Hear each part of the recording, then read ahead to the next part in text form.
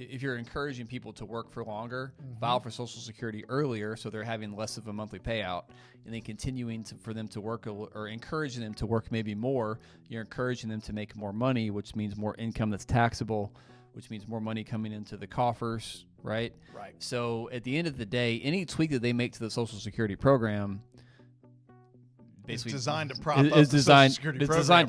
It's designed to screw you. Right, I mean, let's be honest. 29% of people claim Social Security at age 62, so just a little under a third. Well, that third of people are the ones who are affected by that earnings test. So if those people are now encouraged to continue working, even if only for a few years, well, what happens? They're taking their Social Security at a lower dollar amount, which means in theory, the Social Security bankroll doesn't have to pay out as much. And they're also continuing to work, which means, you just said it, they're putting more dollars into Social Security. They're also putting more dollars into income tax as well, which can then be redirected, if Congress so wishes. It can be redirected into places like the Social Security Fund, things like that. So this is another example of little bitty tweaks that go under the radar. The average person doesn't pay any attention to it at all.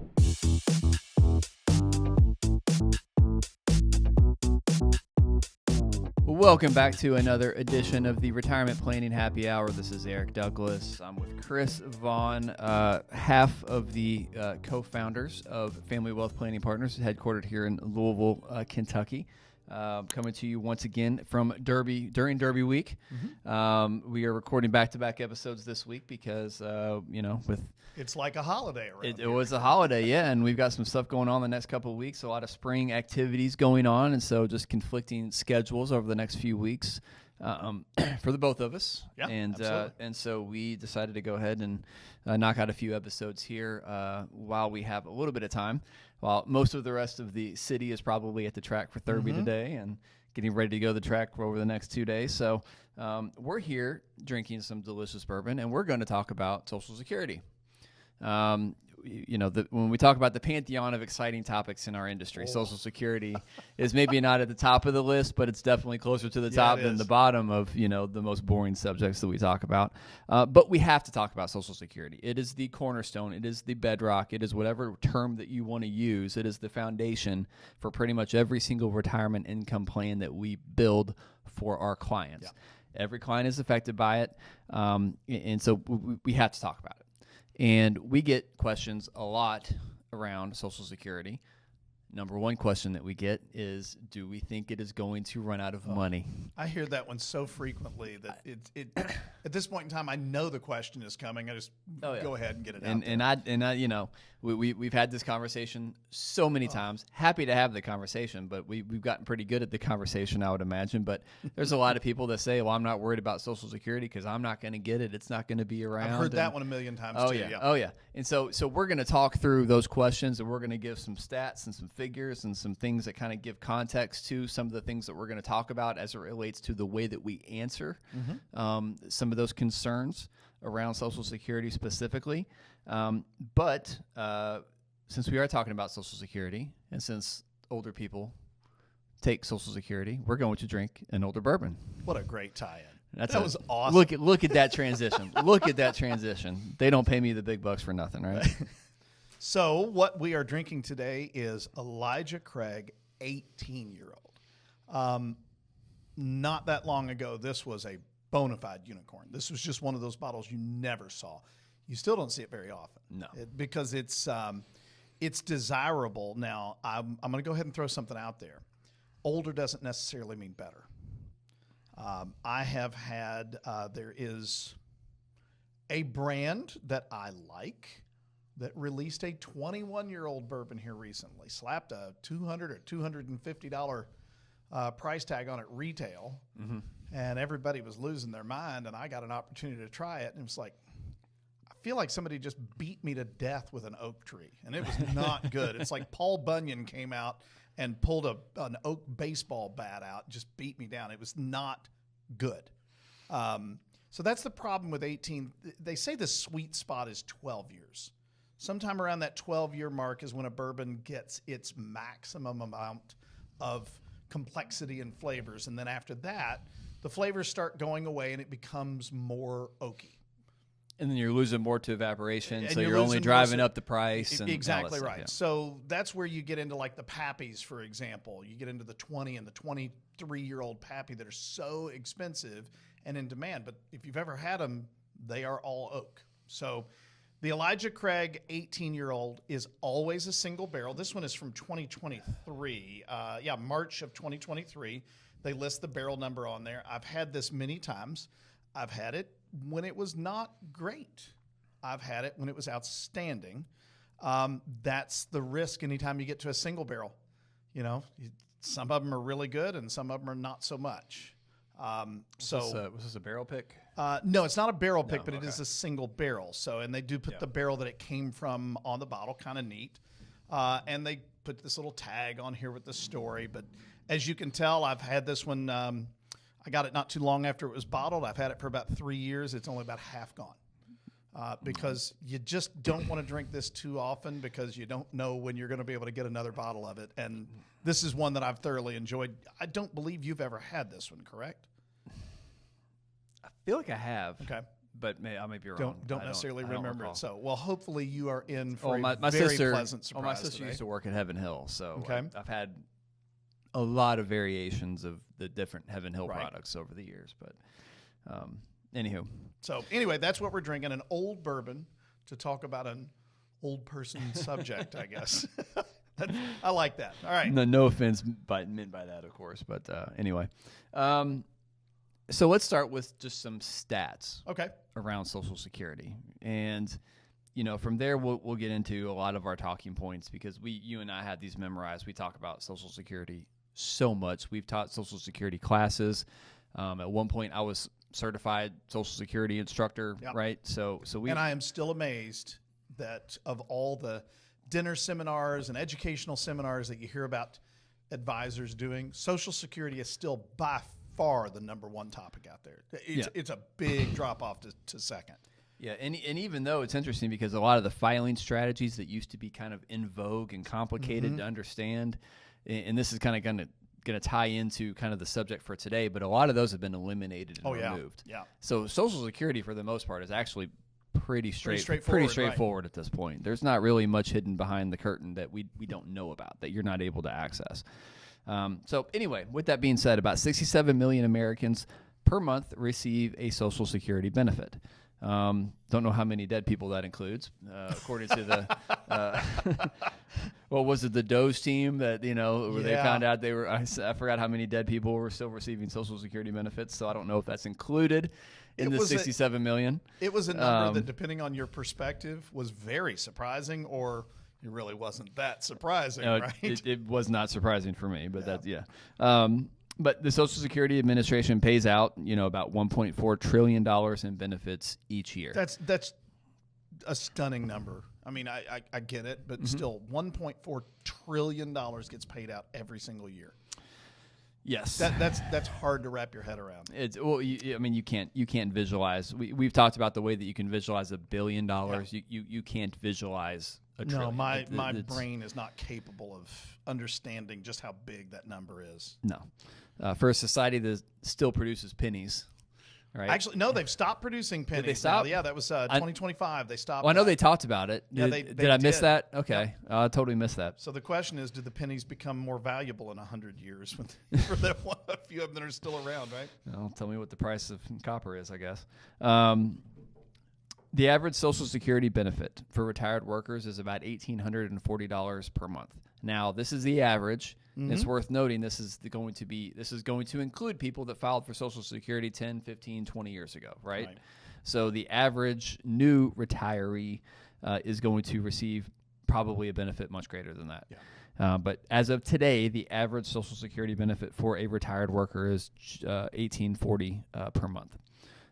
Payouts have increased 96.2% since the year 2000. That sounds cool. Why is that not that impressive? That sounds like a lot on the surface. That sounds like payouts for Social Security have gone up a tremendous amount. However, inflation has increased 165% since the year 2000. So clearly, Social Security is not keeping up with Social inflation. Security Not even close. is 100% not keeping up with inflation. And so it's always, once again, a talking point that we have a lot when we have clients in the office and we're putting together retirement income plans. We have to factor in inflation specifically for this reason. Yep. Because Social Security does not do a good job of keeping up with inflation, as you can see by the numbers right here in front of us. But it's also worth noting this is not in what we're reading, but we also know that once you go to file for Social Security, what else are you going to file for? Medicare, right? At 65. Mm-hmm. Medicare gets the same cost of living adjustments that Social Security does. So the Medicare premiums that you have to pay go up in perpetuity every year. Obviously, they get cost of living adjustments, but they go up parallel to the average cost of living adjustment for Social Security. So translation for those of you who don't like to do percentages, basically the cost of living increase that Social Security recipients receive each year, you don't really get to appreciate the full value of that because one of your mandatory expenditures goes up right alongside with it. Mm-hmm. So you get a little bit of money coming in, but that money that comes in is going right back out. In one ear and right out the other, just like I'm talking to my son, right? That's a different podcast. Yeah, well, we can do a whole we can do a whole new podcast channel on that topic, right? About how much my teenagers listen to me. But anyway, payouts have gone up, but it has not kept up with inflation. Mm-hmm. Generally speaking, we get this question a lot too. How much should Social Security equate to what my earnings were? Right. Generally speaking, on average, your Social Security benefits only replace about 33 to 55% of whatever your income was. Obviously, income is going to be variable throughout your working history, right? So that's why there's such a large variance in that number. But generally speaking, less than half. Mm-hmm. Less than half of your income. I usually use 40%, so that's kind of within this range. But less than half of whatever you were making, you should be relying on Social Security to replace. Meaning we have a pretty big gap to fill when we're generating retirement income plans and figuring out where we're going to draw the other, 50 to 60% of your total income needs, right? So the average. It's also worth noting Social Security is the largest source of income for most beneficiaries. Yeah. By far and away, most beneficiaries, this is going to be the largest source of income. This is going to be where we're going to have a lot of talking points. Okay. Right? Experts estimate that the Social Security program can be funded in full through the year 2033. For all years following, retirees will only receive 76% of their scheduled benefits. Now, these numbers will always fluctuate. The last number I heard was actually Social Security is fully funded through about 2030. Mm-hmm. So now we're hearing estimates around 2033, which is a good thing. Yep. Right? So they're increasing the amount of time before they think Social Security program will go broke. But I also heard the last number I heard was it'll be enough to pay the incoming receipts will be enough to pay about 77% of benefits. Now they're estimating it to be about 76% of benefits. So that number is going down. Yep. With that being said, what do they mean by that? Well, okay, so when you talk about when they talk about the program that can be funded in full, what you have to understand is the way that Social Security works in order to answer that question. Yes. And that is that people are going to get mad at me when I say this, but we discussed this before we started recording. Neither one of us are running for office, so we don't care if you get mad at us about this one. We can be honest, yeah. Social Security is a Ponzi scheme. 100%. Period. Right? So now that has a very negative connotation to it for a good reason. Once again, Social Security is a Ponzi scheme. Yes. So the way that a Ponzi scheme works is you are paying into something that somebody else is receiving from. By the time you receive a benefit from it, somebody else, in this case younger than you, is paying into it. So the whole Bernie Madoff thing, that's where the average person heard about a Ponzi scheme for the very first time. People were paying into this investment, but your money was not being invested for you. Somebody else was already receiving it. In order for that to keep going in perpetuity, he had to keep finding new people willing to drop their money. Well, Social Security works the same way, except The government doesn't need to find new people. The government gets to make the rules, right? So anytime we hear somebody say, I want to claim my Social Security while I can, because I want to get the money out of it that I paid into it. That's the key one, is that last part. The money that you paid into it is already gone. It's already gone. Somebody else already received that. You love to tell the story of Ida Mae Fuller, right? Which was, she received check number 1. I don't remember all the details, but when Social Security was created back in the 30s, the life expectancy for Americans was what? 68, 69 years old. It was less than 70, yeah. You didn't even get to file, or you got to file earlier, but your full retirement age at the time, I believe, was 65 was the rule back then. Yep. So the theory was you were going to live for 3, 4, 5 years after you filed before you'd pass away, on average. Ida Mae Fuller lived to be, if memory serves, 100 years old exactly. Well, she filed at 65. She was the very first recipient. She's the first person to ever receive a Social Security check. Right. She paid in, it's like I believe, $3,000 or something. No. She paid in about $240. Okay, all right, it's even worse. She received just under $3,000 in benefits. It was like $2,600. Forgive me, I don't remember the exact number, but it was less than $3,000 in total benefits that she received from the program. So from literally the very first recipient, Social Security was underwater. And yet here we are, decades later, almost a century later, still talking about it. It's still alive. Underwater because it won't die. Well, okay, why is it underwater? Because quite frankly, people are living longer than what it was designed to support, right? It was supposed to be a safety net, not your sole income when you're retired. And I think too many people kind of think of it that way. And then I've never heard of anybody honestly saying, okay, well, I'm going to live till this age and then I'm just going to stop. It doesn't work that way. People are living much, much longer than what they were. When the program came out, as we were just talking about, the average life expectancy was under 70. And that wasn't just because people got to old age under 70. It was people just died earlier than that because life was more dangerous. You know, foods were not as safe. We didn't have the knowledge that we did now. Medicine was probably the single biggest one. This was classified as medicine. Slightly before that. We have another one coming up for our next podcast. That's going to be a prohibition era one that I think people will like. But the big one is people are simply living longer. It is now statistically probable, if you are married people live longer, and you are already 65 years old, one of you, if not both of you, is going to live into your 90s. That was an unheard of thing. If both spouses reach the age of 65, there's a 92% chance that one of them will reach the age of 90. Yeah. Now, the longer, and I say this too, the longer you live, the longer you're likely to live. You're going to live, because if you get to that point, if you get to 65, you've already outlived the average. You've beaten the statistics at that point. Yeah. And okay, think about that. That's married people who are 65. Now think about people who are my age. I'm about to be 55. You're about to be 45. Think about the people who are about to be 35. And they're married. How long are they likely to live? 100 is going to become a fairly common thing. Once upon a time, that was exceedingly rare. It's going to become very common, and that's the big concern. As we're living longer, Social Security is simply having to pay out for much, much longer periods of time than what it was designed to. Therein lies the problem. One of the funniest things that I see is when you look at the pictures of 40-year-olds in the 80s and pictures of 40-year-olds today. Oh my gosh, it's night and day. The 40-year-olds from the 80s look like they're 60. I don't know if you remember it.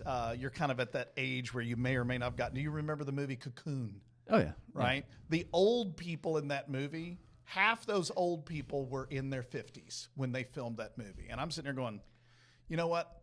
Physically, I'm not what I once was, but I don't look like that, right? Nor do any of the people that are my age. We just don't. We're aging more slowly now, right? Who was the guy with the white hair and the mustache? It was the Wilford Brimley. The Wilford Brimley line.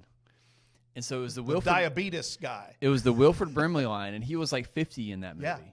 And so they say, once you kind of hit that age, and they always compare like Hollywood superstars when they hit 50, and they would compare him to what he looked like in that movie. And was it that movie? Or yeah, it was. That's right. It was that movie. And so they would compare what he looked like in that movie to whatever superstars look like Right. today. And the average 50-year-old Night looks and day absolutely difference. nothing like he No. did. Yeah. And so they call it the Wilford. There's a Twitter, there's a Yeah. Twitter account for it, like the Wilford Brimley line. And then whenever there was some Hollywood person that hit 50 years old, they said they had a picture of them at 50 Right. versus a picture of him at 50. and another one I remember very specifically, George Wendt, Norm from Cheers. Oh gosh, yes, yeah. He was like 36 when that show started. But he looked like he was in his 50s. Oh, at the time, yeah, right? absolutely, yeah. And so 40-year-olds today do not look like 40-year-olds 20, 30 Nope. years ago, and they did not look like 40-year-olds before then, right? People are living longer because we're healthier, we're taking better care of ourselves. Correct. And therein lies the biggest yeah. part of the problem. We're just simply living longer than what this program was designed to support. You could say the same thing about most pensions. Similar concept. Social Security is a form of enforced pension. None of these programs were designed for people to live as long as what they are now. Yeah, and I always, it's a different generation. It's a generational thing. But whenever you hear folks complain about pensions going the way of the dodo bird, they had to. Yeah. The companies were going broke. They could not support a pension. Recently, a couple of years ago, UPS got rid of their pension and they moved everyone to a private pay situation, defined contribution plan. But they had to get rid of their pension because it was unsustainable. Yeah. They were going to run out of money. They don't have a printing press like the government does. Right. Although in theory it's the same thing. It's the vast majority of pensions are still from governments, be it federal, state, local. Very, very, and I'm struggling off the top of my head to think about a private company that has not given up their pension. All the big names that I knew that were doing it, as far as I know, they've pretty much given them up. I can't think of any on the top of my head that still have them. I know they exist, but most of the private pensions that you see now are actually unions. They're not the employer. Yeah. It's the union that you're part of that's actually paying for that. So people are living longer.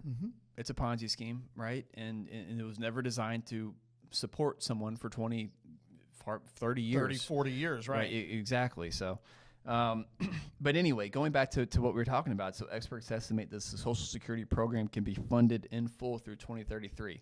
What does that mean? Most people don't truly understand how the program works either. So when you pay Social Security taxes, you are paying into what's called the OSADI program. It's the Old Age Survivor and Disability Income Plan or income program. They have a reserves. Think of it like an emergency fund. Like you have an emergency fund at the bank. You pay into the OASDI reserves is where your Social Security taxes go to. When they say that Social Security is going to run out of money, what they are referring to is 2033 is the estimated year where the OASDI reserves are depleted in full. And so at that point, when it says that they will only have enough revenue to support 76% of all benefits, what they mean by that is all of the people that are paying into the Social Security program, all the revenue that's being generated in Social Security taxes. I say revenue being generated, it's our taxes that are paying for it, right? Yeah. So we pay Social Security taxes. The money that's coming in via Social Security taxes is only going to cover roughly 76% of that 1.4 trillion in benefits that has to go out every year. Right. Of course, whatever number that is, I would imagine will be higher in 2033, right? That's what they mean. So it's not like the program is going to go away. Right. It's just not going to have a reserve anymore. Exactly. And let's be real. The program is never going to go away. It will never go away. We'll talk about why a little bit later. But yeah, it's correct. It's never going to go away. So with that being said, that's always the first thing that I talk about when clients think that we're going to lose Social Security. Right? No, you're not. It's not going away. You're still going to have it. And what's it going to do now? I mean, why is it not going to go away? Well, go ahead. It's not going to go away because let's think about this. What would cause it to go away? Right? What would cause it to be underfunded in the future? It's because the people that have the ability to make the changes are elected officials. They're our congressmen, our senators. The reason that we don't believe that it will ever go away, well, let's think about it. Think about we're at a midterm election year this year. What is the primary purpose of every congressman and senator? And I've heard people who are very idealistic say, to represent the people of their district. Yeah, they're and I want to be a smart aleck and say, wow, you're cute. The reality is their purpose above everything else is to get reelected. Correct. Right. And if you don't realize that is their number one thing out there. You might not think that that's their purpose. Yeah, they do. But trust me, their donors and themselves, they view their job as to get reelected. Correct. So if you think about your job is to get reelected every 2 to 6 years, depending on, which kind of office you hold, who are what demographic votes much more consistently than any other demographic? And by the way, they are also the ones who communicate with their elected officials by far more than anybody else. It's older people. Yeah. That's not a new phenomenon, right? Older people vote at a much higher rate than younger people do. It's been that way probably since the beginning of our country. And you know what? I've never heard of a 35 or a 45-year-old calling their congressman's office to complain. But that's not unusual at all for a 65, 75, 85-year-old person to do. Well, they're already retired. They have time, right? So if you think about, all right, so the very people who have a say-so in this are also, their primary job is to get reelected, which means don't piss off your voting base, right? Well, if they did away with Social Security, if they allowed it to go to 76%, what's going to happen? All of those retirees, the people who are already receiving benefits, they're not just going to make phone calls. They're not just going to say, well, I'm not going to vote for you next time. They would march on Washington. It would be bad, right? There would be torches and pitchforks in the streets of D.C., which is the worst case scenario for an elected official. That's why they're never going to let this die. Now, the question is, how are they going to keep it from going away? That's where this debate really comes in. Yeah, because there's two parts of this, right? No one is ever going to get elected on a promise to reform Social Security and get rid of it. Or get rid of it. No, I mean, the closest that we got, at least in my lifetime, W. Bush, tried to privatize Social Security. He talked about privatizing it, right? And if he had privatized it, I mean, it would be fixed. I have a lot of issues with him and his presidency for probably different reasons than a lot of people do. But regardless, if that had gone through, that would have been one of the best things that could have ever happened to our economy. And keep in mind, if that had gone through when he was talking about it, we would have gone through 2008 only a couple of years afterwards. And we all know that sequence of returns risk says big downside early is bad. And we would have also had, we would have 2018 and we would have had 2022. Those would have been really, really bad things. And the entire program would be totally fixed if we had done what was suggested at the time. But nobody wanted to do that. They don't want to fix it because if they suggest fixing it, they're scared to death that they're going to lose votes and they won't get reelected. Yeah, it's a government program. They don't die. There's no graveyards for government programs, right? So no one gets elected on getting rid of Social Security, right? But we do need to reform it, and politicians there's this double-edged sword where they can't get rid of it, but they have to reform it whether they want to or not. And so what they're doing now, and you're already seeing this, you're seeing incremental changes, big time. We haven't got to the point where we're seeing major changes yet, at least not yet. I think some of those coming. Those will be coming as we get closer to this 2033 number. Now that we're in 2026, I mean, it's really not that far away. There will be bigger changes, but you're seeing incremental changes already. One of them was just announced, and we'll talk about that here in a second, getting rid of the earnings test. But one of the big things that has already happened over the course of the last several years has been what they tax, how much income they tax Social Security taxes on. Right. This one's it's a little bit confusing for a lot of people. Social Security is you only pay that tax on your income up to a certain limit. So if you make over that limit, then you don't pay Social Security tax, which personally is 6.2%, if I remember correctly. Yes. For years and years and years, it was like 133 or 135,000. But that has changed, and it's changed pretty rapidly. So it went from about 130,000 to 165. Like in 1 year. Like 3 years ago, yeah. And then it went from 165 to 175, and then this year for 2026, it's now 185,000 and change. Right. that you have to pay taxes on, pay Social Security taxes on, basically 6.2% of your income as an employee. The employer pays an additional 6.2% Social Security taxes up to that point. 12.4 is actually being paid on that difference between what used to be 130 or whatever it was, and now, what'd you say, 184?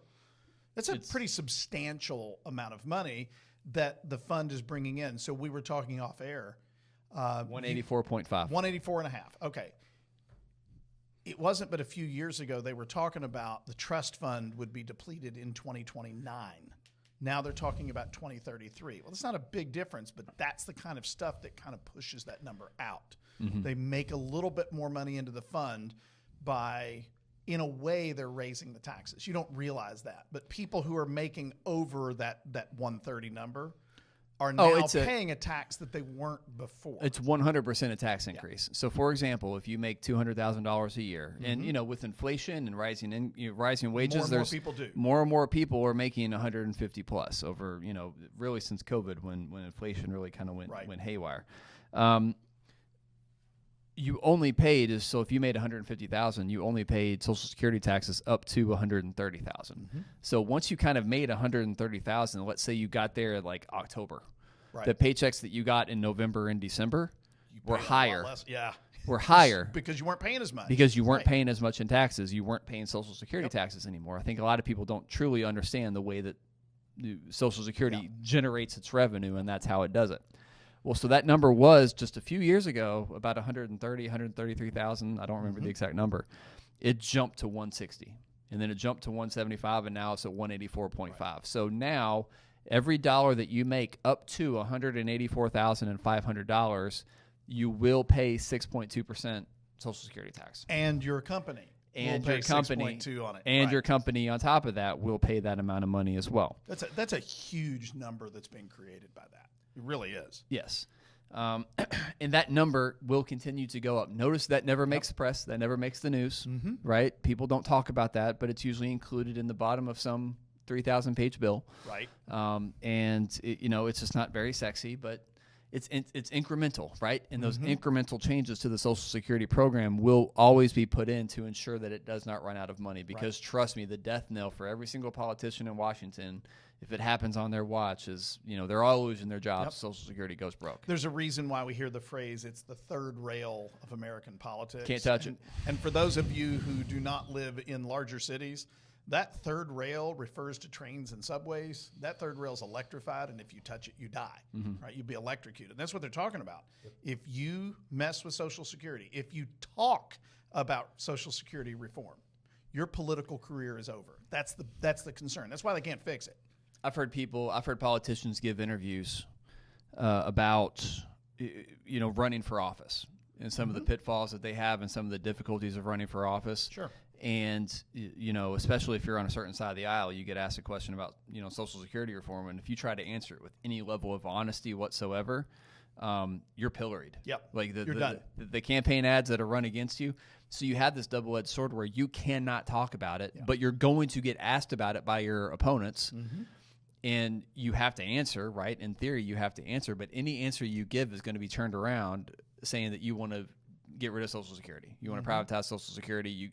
In any statement that you make, basically say, I remember one politician or one guy that ran for office, he was giving an interview talking about, not once did I ever say out loud that I wanted to get rid of Social Security. Never said it. Never said it on record, never said it off record. Not once did I ever said we need to get rid of Social Security. I talked about some of the changes that I would like to make in theory, but I never talked about privatizing it. But then he went on to say that every single attack ad that was ran against him was about getting rid of Social Security. Right. And he was having die-hard people that agreed with him 95% of the time. But he had 70-year-old ladies coming up to him, why are you trying to take my Social Security? They agreed with him on absolutely everything, but they were still scared that he was trying to take away their Social Security. And he had to explain to these people that were watching these television ads that not once did he ever say that. He does not. He wasn't trying to get rid of it. And so no politician anywhere is going to run on getting rid of it. Right. No one will ever try to privatize it ever again. It is here. It is a fact of life. I love when people talk about, well, we should do this and we should do that. Whatever. You're wasting your breath. It's not going anywhere. It's not going anywhere. It's so embedded in our culture now Right. at this point that it is what it is. So what they will do, though, is they have to make these incremental changes. They're already making incremental changes around the amount of income that is taxed to pay to pay into the Social Security program. Okay, so they will continue to increase that every year. So right now it's at 184.5. It'll go up to 200. Right. It'll go up to 200. It'll go up to 250. It'll keep going up over time. So it's effectively a tax increase that nobody will ever talk about. The media will never catch on to that, and that's how you kind of prop it up. But that's only one fix. And anybody that's making that amount of money is not going to go cry about it because, I mean, look at the people that are making too much money crying about the taxes that they have to pay. So that makes them look bad. So it's just one of those things that no one's ever going to talk about, right? They're talking about getting rid of the earnings test now. Yeah, so this was actually on the news this morning. This is in the news this week, yep. I did a little reading on it. This was actually introduced a couple of months ago. There were, I don't remember who they were. It's Rick Scott from Florida as the senator, and there was a congressman that did it, also a Republican, that introduced this bill into each of the two houses of Congress. It's the earnings test. If you don't know what that is, that's what most people call the penalty. So you're allowed to file for Social Security under normal circumstances as early as age 62. Now you receive a reduced benefit from what your full eligibility is. However, if you continue to work after age 62 and you've already filed for Social Security up until you hit full retirement age, so for most people who have not filed yet, that's 67. During that window, you are subjected to the earnings test. So if I remember correctly, the income is $24,800. Please correct me if I'm wrong. It's right around that number. It's somewhere in that area. So for every $2 you make in salary or wages, above that 24,000 number. 24,480. 24,480. I was close. So for every $2 that you make above that, your Social Security income that you're already receiving is reduced by $1. Yep. Well, it doesn't take a whole lot of income to reduce your Social Security down to effectively zero, even though you've already filed. So that's the reason most people call it the penalty. Technically, it's not a penalty because you're still earning and therefore you're still increasing your eligibility in theory. And you're also still paying Social Security taxes. And you're still paying Social Security taxes to the tune of 12.4% between you and your employer. All the way up until you hit your full retirement age, somewhere between 66 and 67. After that point, you can make as much money as you want to, and your Social Security is not impacted by it if you're already filed. So it affects that group of people. The argument that they were making on the news is that this would encourage more seniors to continue working. To work more. To work more. Okay. Well, so let's talk about why. So if you file for Social Security between 62 and 67, you can only work so much. You can only make up to that amount of money. Right. So you're basically, we're talking about people that have retired at, let's say, 63, and they're going to be, they're a Walmart greeter. Right. And they kind of stop working once they make that up to that earnings test. Once they make about that $24,000, they stop working because they know if they continue to work more than that, they're going to start losing Social Security benefits. So they basically put a cap on how much money they can make and how much they can work, how much productivity that they can contribute to society, so to speak, right? So keep rolling with that. All right, so we already know there was a stat in here that it was, let me see if I can find it here, 29% of people claim Social Security at age 62, so just a little under a third. Well, that third of people are the ones who are affected by that earnings test. So if those people are now encouraged to continue working, even if only for a few years, well, what happens? They're taking their Social Security at a lower dollar amount, which means in theory, the Social Security, bankroll doesn't have to pay out as much. And they're also continuing to work, which means, you just said it, they're putting more dollars into Social Security. They're also putting more dollars into income tax as well, which can then be redirected, if Congress so wishes. It can be redirected into places like the Social Security Fund, things like that. So this is another example of little bitty tweaks that go under the radar. The average person doesn't pay any attention to it at all. So you don't protest. You don't go, oh, I don't like that. And all of a sudden, it's law because it's buried in a 3,000-page bill, like you said. Yeah. And it helps prop up the system. But these are not the kind of things that are going to fix the problem. Not in my opinion. It's kicking the can down the road. Correct. Yeah. But I will add another thing, too, that I think what they're hoping also happens is that if we get rid of the earnings test, people at 62 will go ahead and file for benefits even though that they do continue to plan to work. What the government wants you to do, quite frankly, is they want you to file early.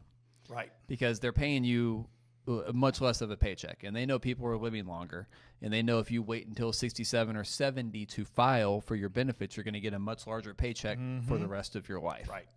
Right. And the magic number is kind of about 80. I say 83, I think. think. It's between 82 and 83, depending upon the specific numbers of your situation. But that's usually the magic number where if you live to about 83 years old, you've kind of beat the government. You've won. Right. You've won, and you're going to collect more money from the Social Security program by waiting to file until 70 than if you had filed at 62 or 65. Right. Well, what was the stat that we talked about earlier? If you're a married couple filing, that lives to 65, one of you is going to live to the age of 90. So we're talking about people that are fairly savvy that are waiting for a longer amount of time. I don't want to say fairly savvy, but people that are savvier maybe and maybe healthier that are typically waiting longer. What they're trying to do is they're trying to encourage more people to file early. Correct. Right? Because the people that are maybe deterred from filing until later, they're trying to get them to file earlier, so they're actually having to pay out over time a smaller amount of Social Security benefits. Correct. Because they know that the adjustments that are made to your payment by waiting to file until 67 or 70, it's going to go up basically 8% per year. Right. So they know if they can get you to take a permanent cut by filing, somewhere between 62 and 67, that's less money that the government has to pay over time. Correct. Perpetuity throughout your lifetime. It also creates a lower tax base for them to work with.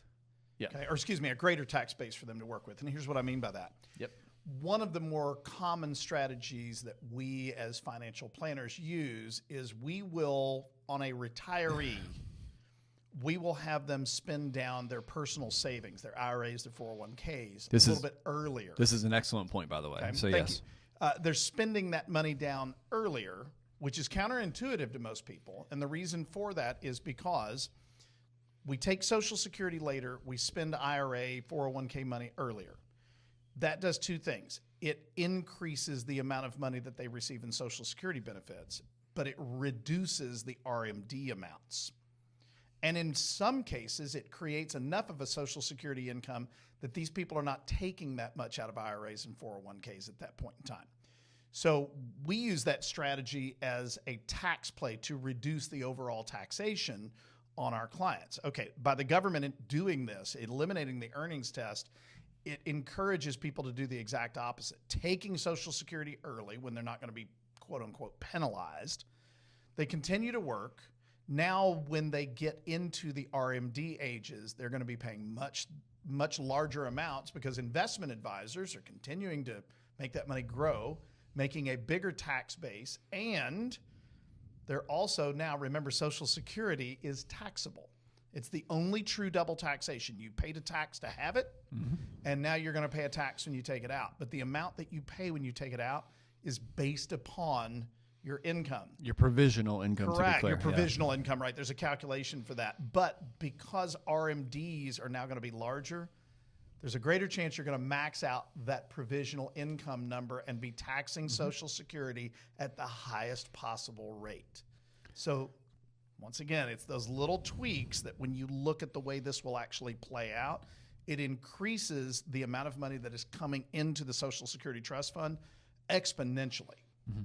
Yeah, so correct. So if you are increasing basically the amount of money if you're encouraging people to work for longer, file for Social Security earlier so they're having less of a monthly payout, and then continuing for them to work or encouraging them to work maybe more, you're encouraging them to make more money, which means more income that's taxable, which means more money coming into the coffers, right? Right. So at the end of the day, any tweak that they make to the Social Security program basically it's designed to prop up the Social Security program. It's designed to screw you. Right, I mean, let's be honest. But it's these small tweaks that have, several different layers of effects to your overall, to your overall payment. Right.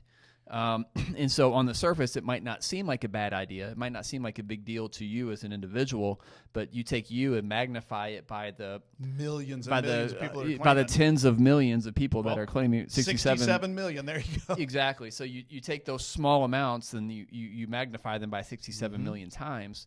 That's a big deal. Right. And so now you're propping up the Social Security program or the reserves for another 2 years, right? By making some small incremental changes. So there's a lot of different incremental changes that they can make along the way, like that they will continue to make. That you don't know any. Most people have no idea. Realize it. Most people don't even know what the earnings test is. Right. Most people don't understand or know what the maximum amount of income that is taxed for Social Security. Most people don't know that. Right. So those are the things that they're playing with, kind of around the edges, to keep the program solvent, and they will continue to make those changes. That's not going to change. So I want to kind of wrap that part up. We've talked about the ways that the government can incrementally and behind the scenes, if you will, change it. So let's change gears and talk about the major changes that are possible. These are the ones that when they start talking about doing this, people really get up in arms, even though it really could save the entire program if they would do this. Now, the last time that there was a major change to age requirements, so on and so forth, was 1984. Wrap your head around that. Ronald Reagan was in his first term, right? I was in middle school when this happened, right? People who are, born in 1960 or later are kind of the big impact, and we'll talk about some of the things that they did back then. Those people were 24 years old. They are retired now or are about to be retired. Yep. It's been a long time since they've made a major change. So here's some of the things that are likely to change, and they've been talked about. And this is what gets the news. All right. So if you are, let me back up a little bit.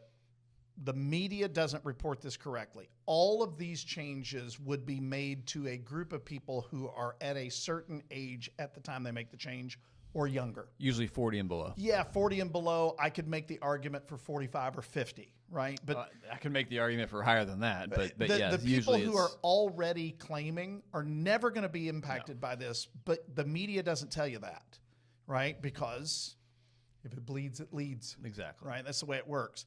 This is going to be for people who are still a fairly long distance away from filing age.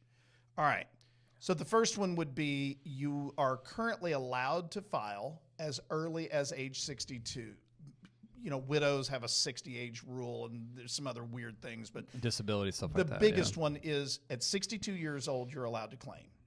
Well, what if they change that to make it 63 or 64 or 65?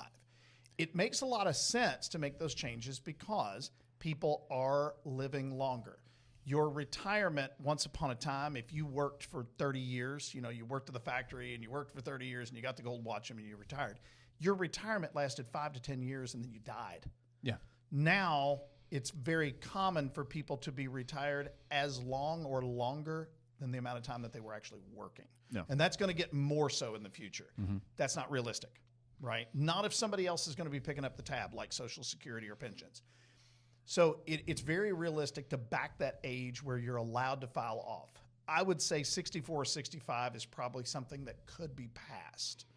Remember, if you're over a certain age now, and 40 is the age that most people are talking about, that means people like you and I would be unaffected, even though I'm not filing for a long time. You're not going to be filing for a long time. Pushing that back, that's a big deal. The last time that they made a change to that was 1984, right? 42 years ago. That's 2 generations since they made a change. So that's the first one. One of the other ones that's been discussed, for those of people who don't know, there is the full retirement age, or FRA. Once upon a time was 65. So they made a change and said, okay, now it's going to be 66.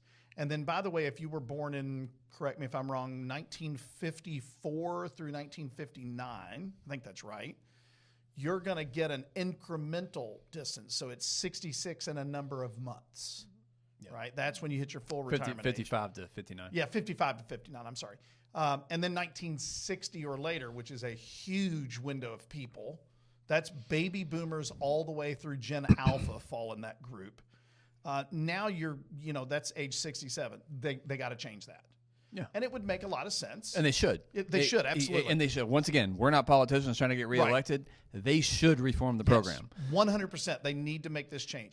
It is unrealistic for somebody, I'm about to be 55. It is unrealistic for somebody my age who's married, and you look at all the statistics, to say that I'm going to retire at 62 and never work again. The average person just simply should not be doing that. You're going to outlive your money. You're going to outlive the benefits. That's so pushing that back, encouraging people to file later props up the system a little bit.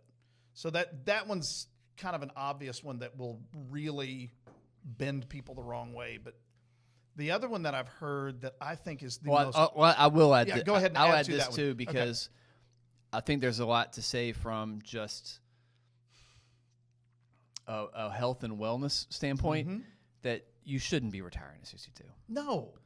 You shouldn't retire at 62. I would be bored out of my mind at that age. And I think that it shouldn't be a goal. Now, if you want to retire from full-time work and you want to go do something else, that's a different conversation entirely. But people that want to basically stop being productive at the age of 62, when the average lifespan is early 80s, something like that. That's average. I mean, basically, you want to spend a fourth of your life unproductive as an unproductive member of society. That's not human nature. That's not human nature. It doesn't provide you meaning. It doesn't provide you purpose. There's only so much travel you can do. Right? We talk a lot about purpose and the purpose of money and going and having fun and doing all these things. And we love talking about that stuff, right? Talk about it. That's the core of what we do, is finding purpose. But finding purpose does not mean going and sitting on your couch at 62. Right. Sorry, I mean, it just doesn't. So I've worked with, our firm works with a lot of teachers. My parents were teachers. Mom retired as a teacher. That's a group of people that I've spent a lot of time around. And the average teacher really wants to retire between 55 and 60. And I think that's because that is an overwhelming job, right? It really does beat you down over a long period of time. But I don't remember ever speaking to a teacher about their retirement when they said, when I retire, I'm never doing anything again. Almost every one of them says, I'm going to go do something else. I'm going to work part-time. I am going to do some other things. They plan on continuing to be productive because they're realistic people. Cops are the same way.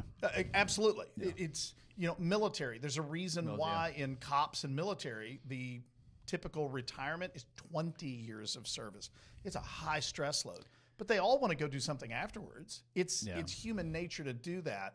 So it would make sense for the Social Security program to change the rules to coincide with human nature and longevity at this point. Yeah, I see it mostly with blue-collar workers, factory workers. It's a tough job to do. It's a tough job, decades. and I get it absolutely. So it's also a different mentality. Yeah, it's kind of a smaller town type of, and I'm not knocking the mentality. It's just it's a generational thing. It's a different cultural view about work and retirement. Because there's a lot of people out there that don't tie their purpose to their job. Right. Their job is just a way to get paid, and that they started doing something and they never left it, and they're stuck, and they feel stuck, and they never made a change. And so they're looking forward to getting out. They're retiring from their job instead of retiring to something. We talk about that all the time, right? You need to retire to something, and more people are focused around getting out of work than they are focused on looking and moving into retirement. And that's there's a big difference there. There is. There's a big difference there. We can continue to talk about some of the structural changes, but really that's the big one. Yeah, I think that one is. Changing retirement ages, either changing retirement ages on the front end as far as the first year that you can go to file, or maybe even extending from 70 to beyond. I was going to say there was one more point I wanted to make on there, and that's the one. Yep, go ahead. Currently, if you wait beyond your full retirement age to file, for each year that you wait beyond your filing age, depending on your year of birth, you get an additional 8% of eligibility. But there's a cap, right? There's no logical reason to wait beyond age 70. So for us, we were both born after 1960, so our full retirement age is 67. If we wait until 68, we get 108%, then 116, then 124% at age 70. There's no benefit for us to waiting beyond that. Well, you know what? If you offered me a high enough benefit, I'm going to be tempted to wait longer. That's true of most people. So I think it's very realistic for them to say, okay, at 71, you get this. At 72, you get this. Change that cap. I don't see any reason why you wouldn't make the cap go away, right? Keep pushing it to the point that the longer I wait, the bigger the paycheck I get. And that sounds great, but remember, I'm taking a risk because I don't know how long I'm going to live. I don't know if I'm going to wait until, say, 77 to file because I'm going to get this fantastic number. I could pass away at 76 in a car accident, not because of an old age condition, something that could happen to anyone. Well, if you play the statistics, and that's what insurance companies do, so the government probably should as well, if they play the statistics, they give an incentive for people to wait longer, knowing a lot of those people are going to be wrong, which means the money never actually gets taken out of the fund. That would prop the system up in a huge way. So that was the third major change that I could foresee. Yeah, and there's definitely some others, but at the end of the day, those are the big ones. Any of these big changes are going to be met with a lot of resistance, and I don't think it's warranted. They shouldn't be. Absolutely not. There has to be major changes to the program in order to ensure that the program survives, because the alternative is to completely scrap the program and move to a privatization system, which 100%. That'll go over like a ton of bricks. Hey, I mean, that's. I'm a fan, but I'm a huge fan, but it'll never happen. I have to live in the world as it is, not the world that I want it to be. Right. The Social Security program will never be privatized, so we have to talk about realistic solutions to keep it solvent for as long as it possibly can. And so really some of these changes have to be made, and they will be made. They will be. But they're going to be made incrementally. You're not going to wake up one day and you're going to find all of these changes in one single bill. Right. You're going to find one small change here, another small change here. They'll change it from maybe they'll change the filing age from 62 to 62 in 6 months. Right. They're not going to change the big wholesale ones like we think they should. Yeah, and then they'll make that 63 at some point, and they'll do all kinds of different things around the edges to keep the program solvent for as long as they possibly can, to avoid making major changes for as long as they possibly can. With that being said, that's probably a pretty good stopping point to talk about this delicious little slice of heaven, this Elijah Craig 18. So is this not fantastic? It's like an oaky butterscotch. Now I will say this. I hadn't tasted this one in quite some time. When I first tasted it, I was like, wow, that is all oak. Little hints of other things, but it was a good oak. It was really pleasant. It was really good. Now, I don't know if you tried this or not. When I got down fairly low in the glass, I put one drop of water. I was very careful to do that just to see what it would do. It actually tampered the oak just a little bit, but that butterscotch that you were talking about exploded. I mean, it really came out. So I said, okay, I will admit that if you weren't watching this, I poured a little bit more because that's really good. And I immediately put a drop of water in it. And I got the same exact thing, even though there was a lot more bourbon in the glass than when I put the drop in the first time. It tampers that oak. It's still there. It's still very oak forward. But that butterscotch flavor really came out. It's like, this is a perfect example of, this is a 90 proof bourbon. You don't want to put a lot of water in this. It'll kill it, not at all. Right?